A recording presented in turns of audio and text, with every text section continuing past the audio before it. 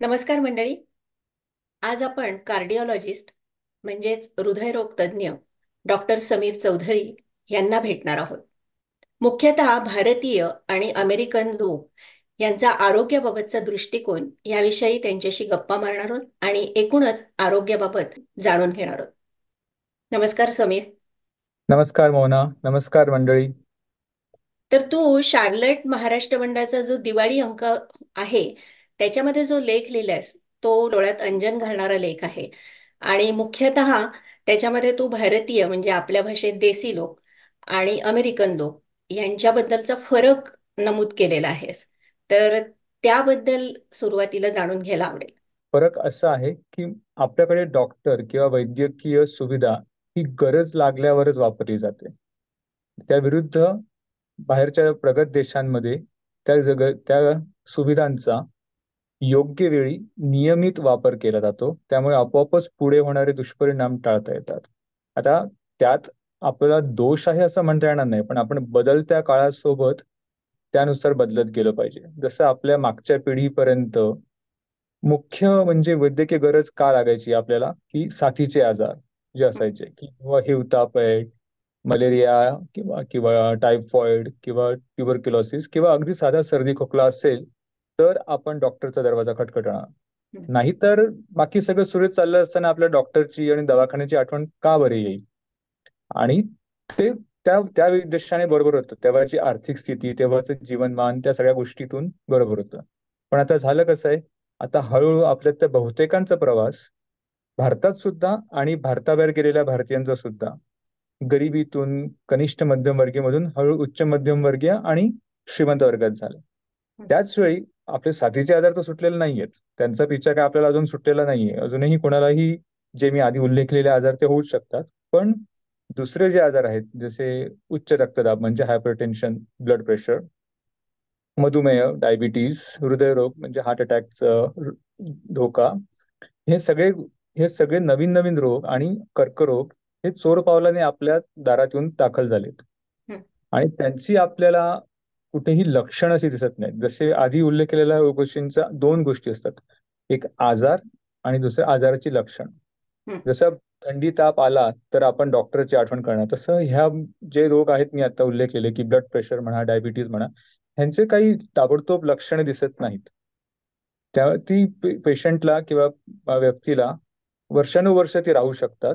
आणि जोपर्यंत ते आटोक्याबाहेर जात नाहीत किंवा काहीतरी त्यांचा अघटित दुष्परिणाम होत नाही, तोवर आपल्याला ती आठवण येत नाही. पण तर म्हणजे म्हणून असं म्हणायचंय का की तू जे आरोग्य शिबिरांमध्ये बघतोस ते अमेरिकन लोक ह्याबद्दल जास्त जागरूक आहेत आपल्या भारतीय लोकांपेक्षा, असं हो, तुला वाटतं? अमेरिकन अमेरिकन त्याच वेळी इतर पाश्चात्य देशात, कारण अमेरिकेत इतर पाश्चात्य देशात युरोप किंवा ऑस्ट्रेलिया किंवा तिथले लोकही येतात, त्यामुळे त्या लोकांचा लहानपणापासूनच असा उच्चार असतो की असा उद्देश असतो की दरवर्षी किंवा ठराविक अंतराने डॉक्टरकडे जाऊन सगळ्या तपासण्या करून घेणं, सगळ्या गोष्टी. कारण सगळ्यात पहिले मुख्यतः या सगळ्या लोकांना आरोग्य विमाचं कवच असतं. त्यातून त्यांना अजून प्रोत्साहित केलं जातं की नाही, तुम्ही जाऊन बघा. कारण त्या सरकारांना, त्या सरकारातल्या तशी पॉलिसी बनवणाऱ्यांना याचं महत्व माहिती असतं की ब्लड प्रेशर म्हणा किंवा डायबिटीज म्हणा किंवा दुसरा कुठलाही आजार असेल, जर त्याचं निदान लवकर झालं, त्याचा उपचार लवकर होऊन पुढे होणारे दुष्परिणाम, त्यातून त्याचा स्वतःच्या वैयक्तिक आयुष्यावर होणारा परिणाम आणि देशाच्या अर्थव्यवस्थेवर होणारा परिणाम, ह्या सगळ्या गोष्टींचा एक एक साकल्याने विचार केला तर तो देशाला फायदेशीरच ठरतो जर लवकर केलं तर. आता साधी आपण जसं बरं बोला. हम्म. पण मग म्हणजे तू काय सुचवशील म्हणजे आता तू सांगितलंसच की उच्च रक्तदाब किंवा कर्करोग म्हणजे कॅन्सर अशा रोगांसाठी नियमित तपासणी करायला पाहिजे. तर असं एक कोणीतरी तुला म्हटलं की चार गोष्टी सांग की ज्या दरवर्षी तुम्ही तपासून घेतलंच पाहिजे, तर अशा कुठल्या सांगशील तू? अगदीच ढोबळ मानाने म्हणायला गेलं तर रक्तातली साखर, रक्तातलं कोलेस्टेरॉल, तुमचं किडनी आणि लिव्हरच्या टेस्ट, ह्या सगळ्या तरी तुम्ही आवर्जून, तुम्ही कुठल्या वयाचे वयोगटातले असाल, की पुरुष असाल किंवा स्त्री असाल, ह्या सगळ्यांनाच लागू होतात. अच्छा. स्त्रियांच्या बाबतीत म्हणाल तर 40 नंतर स्तनांचा कर्करोग, ब्रेस्ट कॅन्सर जो आपण म्हणतो, तो हळूहळू चोर पावलाने येऊ शकतो. म्हणून पाश्चात्य जगात मॅमोग्राम म्हणून जी टेस्ट असते, एक साधा एक्सरे करायचा असतो, तो दर वर्षातून एकदा करावा असं जे म्हणतो आपण, तो देखील करता येतो. हम्म. भारतात म्हणायबाबत म्हणायचं राहिलं तर ज्यांना ह्या बाबतीत फॅमिलीमध्ये किंवा कुटुंबांमध्ये कोणाला आधी तो आजार झालेला असेल तर डॉक्टरांना विचारून की मला त्या आजाराचं चेकअप करून घेण्याची आवश्यकता आहे की नाही हे सुद्धा विचारायला पाहिजे. पण अच्छा. अगदी बेसिक बेसिक रक्ताच्या चाचण्या आणि बाकीच्या मग मग कोणाला ईसीजी, कधी कोणाला चेस्ट एक्सरे किंवा अशा गोष्टी असतील त्या ते डॉक्टर ते ठरवेल. हं. आणि आता काही काही आजारांशी म्हणजे काही काही आजारांची लक्षणं दिसतात आपल्याला, त्याचा गंभीर आजारांशी संबंध जोडला गेलेला असतो. तर कधी घरगुती उपचार थांबवून एखाद्याने डॉक्टरांकडे जायला पाहिजे? आता आता जसं लक्षणं कुठली असतात त्यावर आहे. समजा आता आता एक मधुमेहाचं उदाहरण घेऊ. हं, त्यात हळूहळू होतं काय की व्यक्तीला भूक खूप लागायला लागते, हं, लघवीला खूप होतं आणि तरीही वजन कमी होत जातं. भूक खूप लागूनही आणि खूप खाऊनही वजन कमी होतो, अशक्तपणा येतो. आता जर पहिले 2-3 दिवस असं होत असेल तर कोणालाही काय वाटेल की बाबा मला व्हायरसचं इन्फेक्शन झालंय, काहीतरी खाण्यापिण्यात आलं असेल तर मी थांबा. पण जर कोणाला 8-15 दिवसाच्या वरती हे त्रास पुढे सुरूच राहिला, अगदी मंद स्वरूपात का होईना, त्याने ताबडतोब जाऊन चेक करायला पाहिजे. जसं एखाद्याचं ब्लड प्रेशर खूप वाढलं असेल किंवा हं, हळूहळू वाढत गेलं असेल तर त्याला चक्कर येणं होतं. जर तुम्हाला त्याचं काही ठोस तर्कशुद्ध कारण तुमच्या वागण्यात किंवा असं काही मिळत नसेल तर ताबडतोब डॉक्टरांकडून चेक करून घ्यायला पाहिजे. हं. आणि आता असं झालेलं आहे की बहुसंख्य लोकांना असं वाटत असतं की डॉक्टरकडे गेलं की तो एक त्यांचा व्यवसाय झालेला आहे, त्याच्यामुळे तुम्हाला चक्क कापतात डॉक्टर लोक. तर ह्याच्याबद्दल तू तू काय सांगशील? म्हणून मला असं वाटतं की बरेच लोक टाळतात डॉक्टरांकडे जायचं, की एकदा गेलं की आपला खिसा कापला जाणार अशी त्यांना खात्री असते. अच्छा. त्या भीतीला नक्कीच काही साधार आहेच, कारण तशी उदाहरणं आजूबाजूला होतात आणि बदलत्या जगासोबत तिथेही व्यवसायाचं एक काय म्हणतो आपण एक वेगळं रूप समोर येतं आहे. पण तरीही जर ओव्हरऑल बघायला गेलं तरी अजून ते प्रमाण कमी आहे. त्याबद्दल बोललं जेवढं जातं त्याचं प्रत्यक्षात दिसणारं प्रमाण आम्ही आता डॉक्टरच्या अंगत दृष्टीने बघतो किंवा मी स्वतः डॉक्टर म्हणून डॉक्टरी किंवा वैद्यकीय क्षेत्राची बाजू घेऊन सांगत नाही. हं, त्याच्याबद्दल बाहेरचे बोलणं आणि त्यात होणारे प्रत्यक्ष यात खूप मोठी तफावत आहे. म्हणून मी सुरुवातीला विचारलं की म्हणून सुरुवातीला सांगितलं की ओळखीचा आणि विश्वासू डॉक्टर असतील तुमच्या ओळखीचे, जे अजूनही सगळ्यांचेच कुठे ना कुठे असतात, एक तरी दोन तरी डॉक्टर ओळखीचे असतात सगळ्यांचे, त्यांना विचारून त्यांच्याकडून ते करून घेतलेलं जास्त बरं राहील. हं, मग पुढे जाऊन त्याच्यानंतर आलं समजा एखादी मोठं ऑपरेशन सांगितलं गेलं आहे किंवा एखादी खूप मोठा खर्चिक उपचार सांगितला गेला आहे, त्या क्षणी हवं तर एक काय म्हणतो आपण सेकंड ओपिनियन किंवा दुसऱ्या डॉक्टरकडून एकदा खातरजमा त्याची करून घ्यायची असेल तर ती करू शकतो आपण. हं, हं. आणि म्हणजे लोकांना आर्थिक भाराचीच भीती वाटत असते ना, मुख्य म्हणजे बरोबर. की आपले किती खर्च होईल हे माहीत नसतं. अगदी खरंय. हं, अगदी खरंय, कारण सगळ्या शेवटी गोष्टी पैशावरून थांबतात आणि तब्येतीवरून थांबतात. पण जर तुम्ही समजा आता एखाद्या व्यक्तीने 10 वर्ष रुटीनली स्वतःची रक्ताची साखर चेक केली एकदा वर्षातून डॉक्टरकडून, वर्सेस त्यालाच त्या विरुद्ध जर एखाद्याला 10 वर्ष त्याला माहीतच नाहीये की आपल्याला डायबिटीस झाला आणि त्यानंतर अगदी पक्षाघाताचा म्हणजे पॅरालिसिसचा अटॅक आला किंवा हृदयविकाराचा झटका आला डायबिटीस कंट्रोल नसल्यामुळे किंवा एखादं खूप मोठं इन्फेक्शन हो त्याचा पाय कापावा लागला, तर त्याचा जो एक समग्र खर्च जो असेल तो त्या दर 10 वर्षात दरवर्षी केलेल्या चाचणीपेक्षा कितीतरी पटीने जास्त असतो. हं. त्यामुळे ह्या त्या गोष्टी असतात. साधी आपण जसं गाडी, जर आपण गाडीत आपण रोज पेट्रोल भरत राहिलो आणि गाडी नेली, पण 10,000 किलोमीटर चालवल्यानंतर जर तिला वर्कशॉपमध्ये नेऊन चेक नाही केलं, तिचे टायर्स नाही बदलले, तिचे ऑइल हवा पाणी तिला तेल पाणी नाही केलं, तर ती काही दिवसांनी हळूहळू ती त्रास देणार. शरीराचंही तसंच आहे की जर तुम्हाला रुटीनली एक त्याचं चेकअप नाही करून घेतलं तर कधी ना कधी तरी त्याला काहीतरी प्रॉब्लेम होऊ शकतातच. म्हणून ते, म्हणजे खर्चाचा जर ताळमेळ म्हटला जर तर तो दरवर्षी होणारे 100 रुपयाचा खर्च किंवा 500 रुपयाचा खर्च वर्सेस एकदाच होणारा 5-10 लाखाचा खर्च, जो एकदम अनपेक्षितपणे समोर येतो आणि सगळ्या कुटुंबाचं आर्थिक चक्र बिघडवून टाकतो, ते तुम्ही त्यापेक्षा प्रमाण करा. दरवर्षी केलेलं चांगलं. नक्कीच. आणि तू हे जे पेट्रोल आणि गाडीचं जे उदाहरण सांगितलेस ते तू त्या लेखात पण मांडलेस. आणि हो. हम्म. तर म्हणजे अगदी पटकन लोकांच्या लक्षात येईल असं ते उदाहरण आहे. तर खूप चांगलं उदाहरण आहे.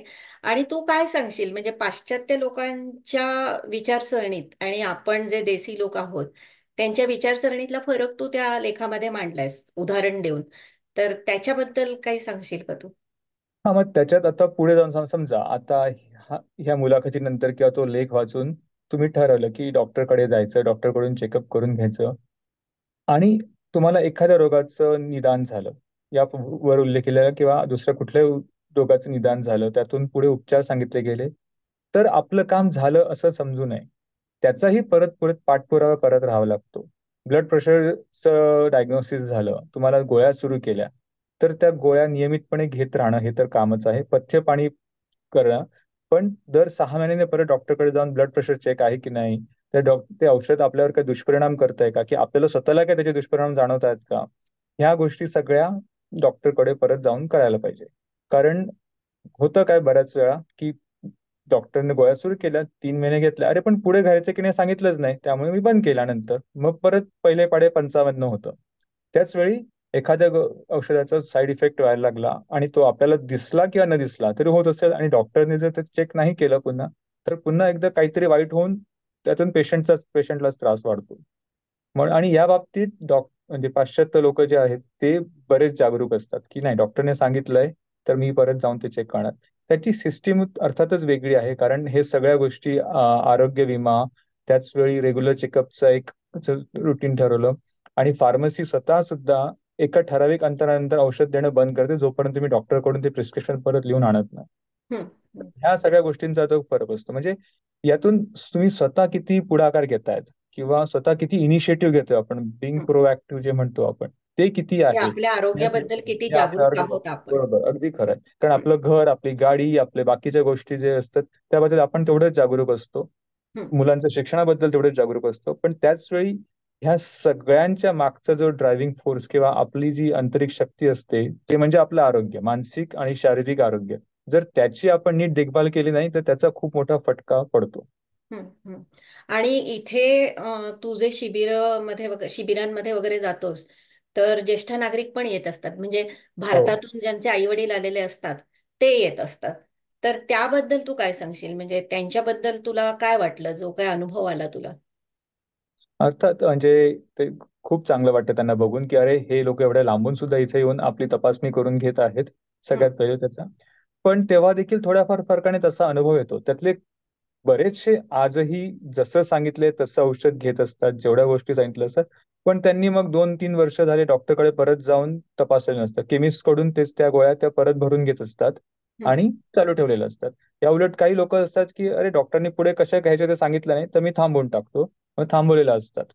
मग त्यांना जेव्हा समुपदेशन करावं लागतं, की नाही काउन्सिलिंग करून सांगायचं, की काका किंवा मावशी तुम्हाला ह्या गोळ्या जन्मभर घ्यायच्या आहेत. थोड्याफार फरकाने कमी किंवा जास्त होतील, पण ह्या घ्यायच्या आहेत. मग त्यांनाही त्याचा काय म्हणतो आपण एक गोष्टीचं ती ऍक्सेप्ट करणं, की मला हा आजार आहे आणि ह्या गोळ्या मला कायमस्वरूपी घ्यायच्या आहेत. हं, ह्याचं एक असतं एक एक मानसिक धक्का बसतो त्यांना, की अरे मला तर हे माहीतच नव्हतं असं हं, म्हणून. तर हं, ते थोडासा फरक पडतो. मग पण एकदा त्यांनी समजावून सांगितलं, हा सगळा काय म्हणतो आपण एक जो इफेक्ट आहे तो फक्त डॉक्टर आणि पेशंटच्या सुसंवादावर अवलंबून आहे, की डॉक्टरने पेशंटला किती व्यवस्थित सांगितलं आहे आणि हं. त्यानंतर पुन्हा एकदा दाखवणं किंवा हे किती गरजेचं आहे, हे जेवढं डॉक्टर सुरुवातीच्याच भेटीत ठसवतात तेवढं नंतर मग त्यानंतर आपोआप ते कमी होतं, म्हणजे तो प्रॉब्लेम कमी होतो. आणि म्हणजे आता इथे आताची तरुण मुलं येत असतात इथे, किंवा मध्यमवर्गीय आणि ज्येष्ठ, असे तिन्ही पिढ्या तू बघत असशील.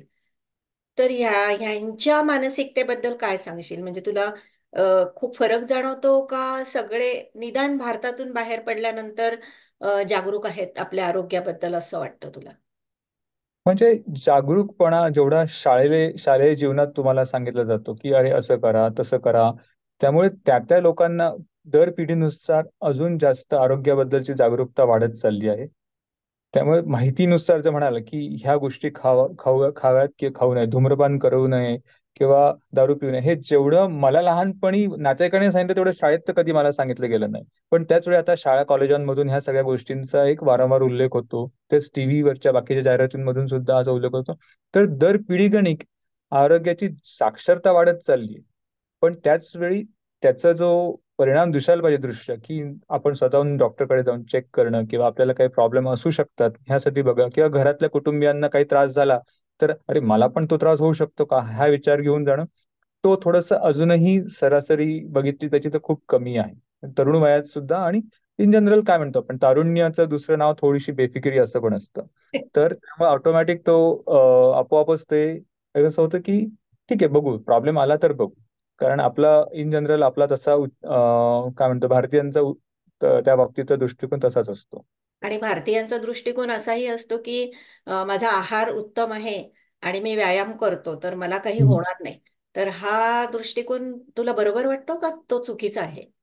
म्हणजे एका अर्थी थोड्या अंशाने तो बरोबर की तो तुम्ही तुमचा पार्ट बरोबर करता, तुम्हाला तुम्हाला नेमून दिलेलं काम बरोबर करता, पण शरीरात बाकीचे जसे जे आजार असतात ते दबा धरून बसतात किंवा चोर पावलाने येतात, किंवा अनुवंशिकता एक गोष्ट असते, बाकीच्या आजूबाजूच्या वातावरणातून कुठल्या गोष्टी येत असतात, त्या सगळ्या गोष्टींचा एक परिणाम असतो. म्हणूनच डॉक्टरकडून चेकअप करणं ही सुद्धा त्यातलं एक तिसरं अंग आहे. जसं आहार, व्यायाम आणि तिसरं म्हणजे डॉक्टरचं चेकअप, हे तीन गोष्टींच्या वरच पूर्ण तुमचं आरोग्य अवलंबून आहे. ती एकही गोष्ट कमी जास्त केली तरीही त्याचा फटका बसू शकतोच. अजून मला तुला एक असा प्रश्न विचारायचा होता की जेव्हा तुझ्याकडे तपासणीसाठी येतात आणि तुला काहीतरी एखादी गोष्ट त्यांना नीट समजावून सांगायची आहे, तर मला वाटतं की नक्कीच तू उदाहरणं देत असशील. तर अशी काय उदाहरणं देतोस की जी त्यांना पटकन समजतात? आणि मी हे तुला का विचारते, कारण तू लेखात तशी उदाहरणं दिलेली आहेस, जसं की मगाशी आपण बोललो पेट्रोल आणि गाडी. तर तसा तू वापर करतोस का? हो, म्हणजे वैद्यकीय क्षेत्राशी जे लोक अनभिज्ञ असतात त्यांना त्या क्लिष्ट संज्ञा ज्या असतात, ते कॉम्प्लिकेटेड शब्द जे असतात ते त्यांना तेवढे पटकन कळत नाहीत. म्हणून त्या व्यक्तीला त्या त्या पातळीवर जाऊन समजावणं हे महत्वाचं असतं. आता उदाहरणार्थ हृदयरोगातलं नेहमी अँजिओग्राफीच्या त्यांना पिक्चर दाखवायला लागतात की तुमचं अँजिओप्लास्टी झाली आहे तर हे बघा ही कुठे कुठे काय. तर जेव्हा एखादी रक्तातली धमनी किंवा आर्टरी जी म्हणतो हृदयाची, ती जर बाहेर काढून असं दाखवली त्यांना पिक्चर त्याच्यामध्ये, की हे बघा हा तुमचा I-95 आहे, म्हणजे अमेरिकेतला सगळ्यात मोठा हायवे, किंवा भारतातल्या भाषेत असं म्हणू आपण त्याला की दिल्ली मुंबई हायवे आहे. तर ह्यात नेमका ब्लॉकेज कुठे आहे आणि तो ब्लॉकेज काढला किंवा न काढल्याचा परिणाम काय होऊ शकतो उरलेल्या आणि आधीच्या आणि तसेच पुढच्या याच्यावर. तर ते ते त्यांना जेव्हा समजतं की एखादी गोष्टीचा परिणाम आणि दुष्परिणाम हे काय आहेत, हे जेव्हा त्यांना त्यांच्या भाषेत सामान्य भाषेत समजलं तर ताबडतोब ते कळतं. जसं गाडीचं म्हटलं आपण, तसंच हे आता हे सगळे आपल्या रक्तातले हायवे आहेत, आपल्या बॉडीतले हायवे आहेत हे सगळे. तिथे प्रत्येक हायवे तो सुरळीत चालू राहिला तरच त्यातलं दळणवळण नीट चालू राहणार. जर ब्लॉकेज आला तर दळणवळण थांबणार आणि तो पार्ट मरणार. हे साधं सत्य आहे. पण ते त्यांना ताबडतोब त्या त्या हिशोबाने त्याच्यात कळलं, की त्यांच्या रोजच्या भाषेत कळलं तर मग ते त्यानुसार कारवाई करतात. कारण उगाच क्लिष्ट संज्ञा वापरून पेशंट पासून लांब पळण्यापेक्षा त्यांना जवळ बोलून त्यांच्या त्यांच्या भाषेत त्यांना समजावून सांगणं हेच सगळ्यात मोठं स्किल आहे. आणि मला त्याच्यावरूनच तुला एक असा प्रश्न विचारायचा वाटतो की अ, मैत्री खातर तुला असे फोन येतात का सल्ले विचारायला? आणि असे जर फोन आले तर त्याबद्दल, अशा फोन बद्दल तुला काय वाटतं, म्हणजे तू काय सांगशील? मोना, हा प्रश्न खरं तर जगभरातल्या सगळ्या डॉक्टरांना सतावतो.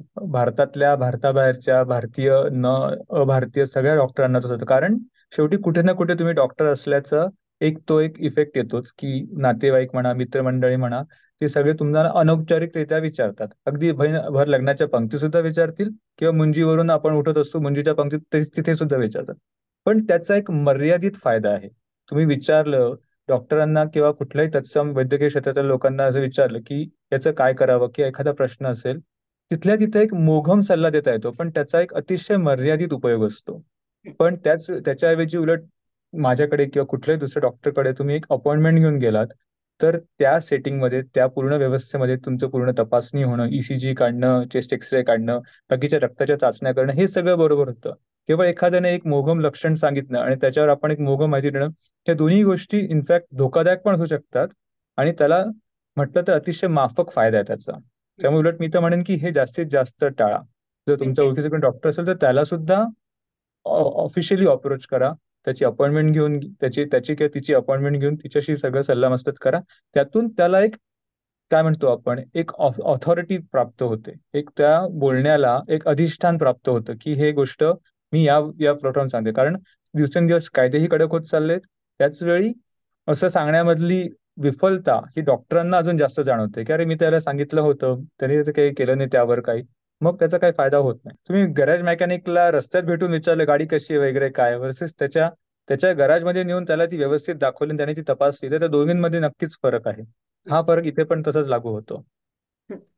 तर आता शेवटचा प्रश्न म्हणजे की एक हृदयरोग तज्ञ म्हणून तू आपल्या शार्लटकरांना किंवा ही मुलाखत जे ऐकत असतील त्यांना काय सल्ला देशील?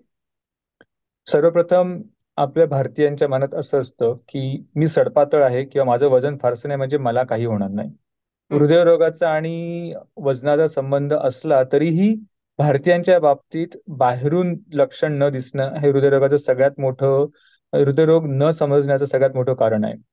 किमान प्रायमरी केअर डॉक्टर किंवा जनरल प्रॅक्टिशनर जो असतात त्यांच्याकडून तुमचं ब्लड प्रेशर आणि कोलेस्ट्रॉल आणि ब्लड शुगर ह्या तीन गोष्टी जरी चेक करत राहिलं तरीही त्यातून बराच फरक पडतो. आहार आणि व्यायाम हे कुणी कितपत करावं हा वैयक्तिक सल्ला असतो की एखादा व्यक्ती मॅरेथॉन पळाला म्हणून मी पण मॅरेथॉन पळावं असं त्यामध्ये एक सरसकट नियम नाही टाकू शकत, कारण तुमचं हृदय, तुमची अनुवंशिकता कशी आहे, तुमच्या शरीरातले स्नायू कसे आहेत या सगळ्यावर ते अवलंबून असतं. पण एक ढोबळ मानेने सल्ला द्यायचा म्हटलं तर ब्लड टेस्ट करून घेणं, सगळ्या ब्लड प्रेशर चेक करून घेणं आणि त्यातल्या त्यात एक कॉमन सेन्स वापरून आपल्या आहार आणि जीवनशैलीवर नियंत्रण ठेवणं एवढं तरी आपल्या हातात आहे. समीर, आज तू मुद्दाम इथे वेळ काढून आलास म्हणजे खरं तर आता तू कामावर आहेस, पण त्यातूनही तू वेळ काढून आमच्या सगळ्यां म्हणजे ही मुलाखत देतोयस किंवा गप्पा मारतोयस त्याबद्दल मनपूर्वक धन्यवाद. ह्यातून मी अपेक्षा करते की लोक काही ना काहीतरी चांगलं उचलतील आणि आरोग्याबद्दलची जागरूकता त्यांची वाढेल. धन्यवाद. हो ना, तुम्ही पण मला ही संधी दिल्याबद्दल धन्यवाद.